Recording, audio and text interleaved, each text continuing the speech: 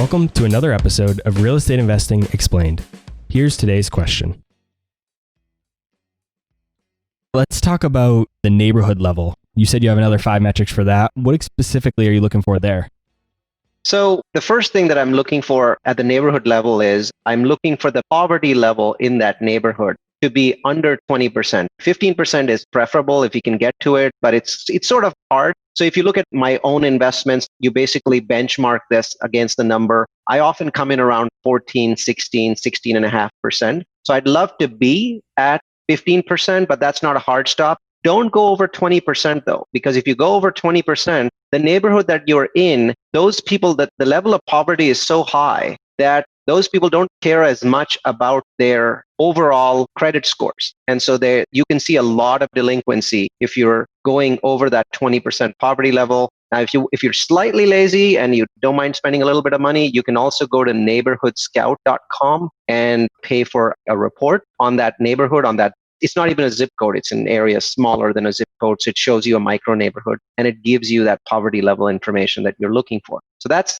the first metric at a neighborhood level. Now, the second metric is median household income. Once again, Neighborhood Scout will give you this information. You want the median household income to be between 41.5 and 71.5K. Why would you not want it to be higher? Well, nothing wrong with it being higher. It can be $100,000, but the problem is if it's $100,000, you're not going to cash flow in that area because you've moved into like a B plus area. And so your cash flow is not going to be there. Now, if it's your money and it's not investor money, by all means, go beyond that 70K level. But if it's money that you intend to raise from investors, they're going to be looking for cash flow. And so 41,000 to 71,000 is roughly this sweet spot where you get that cash flow. Below that $41,000 level, again, you have problems because the income levels in that area are so low that you're going to have a lot of delinquency, a lot of churn. The folks that live there are not going to care about their credit as much. So you might find the rents working in that area, right? I warn people of this. I've seen people go buy properties where the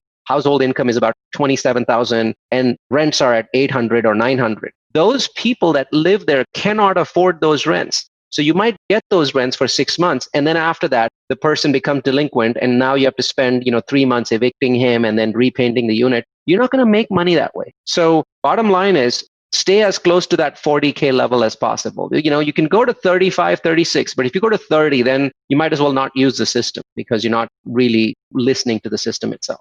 And the next one is median contract rent. The easiest way to get that information is neighborhoodscout.com. Pay for the report. Usually it's $39 a month for 10 reports, by the way.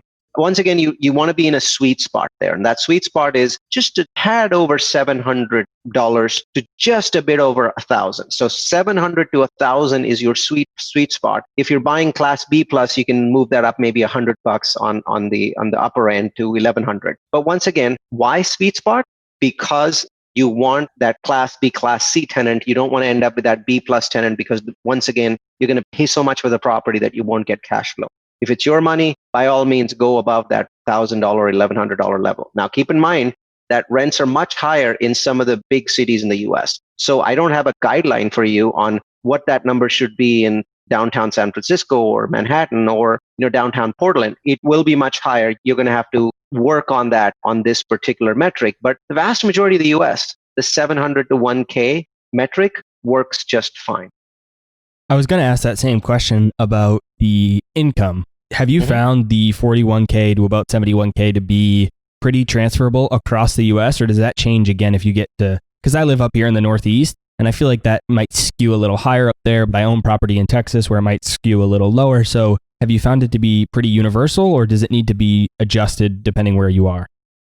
I think it's universal because it's a range, and it's a really big range. I mean, it's 41 to 71K. And if you're in the Northeast or Northwest, you're probably going to end up skewing closer to the top of that range, right? And that's fine. But what the challenge that I find is that these are benchmarks. Either I could issue a benchmark by state, or I could just give you a general guideline. You've got to understand that that number has to be a little bit higher if you're in the Northeast or in the Northwest. It has to be much higher if you're in California. It has to be much higher if you're in New York, right? So don't use 38K in New York because that person is really poor. I mean, apartments are very expensive in New York. So you've got to make some changes for this. This is a set of guidelines more than a set of rules. How about the last few metrics for the neighborhoods? So there's two more. So unemployment rate, you want to be about no more than 2.5% higher than the city's unemployment rate. The city's unemployment rate is really easy. So let's say your city is Wichita, Kansas. Go to Google, type in Wichita, Kansas unemployment rate. Google will give you a very nice big number that says, okay, Wichita's at 4%. So if Wichita's at 4%, make sure that the neighborhood you're investing in is not higher than 6.5%. So you can be a 2.5% higher than your city's level, but not more than that. Why? Because when a recession starts, and by the way, a recession just started this month. When a recession starts, if that gap is 2.5% now, it's going to go to 7 or 8% when a recession starts. And it becomes very painful at that point because high unemployment means high delinquency, right? So 2.5%, 3% at the most, higher than the city's unemployment level, and you're good. Of course, don't use unemployment metrics with this system in the next 2 or 3 months, because we're seeing something that's highly unusual. But maybe starting June again, you should be able to apply it when all of these people get hired back. We're seeing some very positive trends that they will get hired back sometime in early May.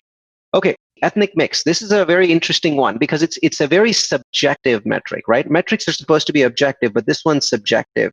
There's a place on the city data website where you can look at the ethnic mix of the people that are living in that neighborhood. And bottom line is, you want to go into a neighborhood where there's Caucasians and African Americans and Hispanics and Asians, lots of different ethnicities like that area.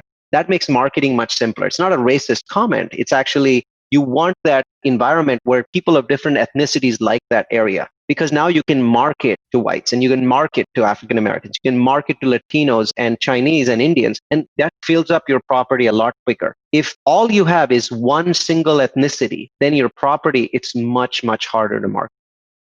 Have you found that these data sources are very reliable for the neighborhood data? Because for me, I think about this and I wonder, how can they get such accurate data for these small neighborhoods? That's because of tax filing. So, for example, data that is tied to the ethnic mix, it usually comes from the tax filing, where people, there's that checkbox that says, would you like to say you're Asian Indian, African American, what are you, right? You check that box, and each year you file taxes, and they know that you still live in that area because you file taxes using an address in that area. How accurate are they? At least 90%. I mean, they're not perfectly accurate. And by the way, this system is not a substitute for you going and physically checking out the neighborhood. It's going to save you a humongous amount of time because you're not going to go to a bunch of properties that you shouldn't be buying. But if you think that everything works and the system says thumbs up for everything, then you need to have boots on the ground. That's all for this episode of Real Estate Investing Explained. Be sure to follow me on Instagram, Twitter, and Facebook, or subscribe to our YouTube channel to get even more free content.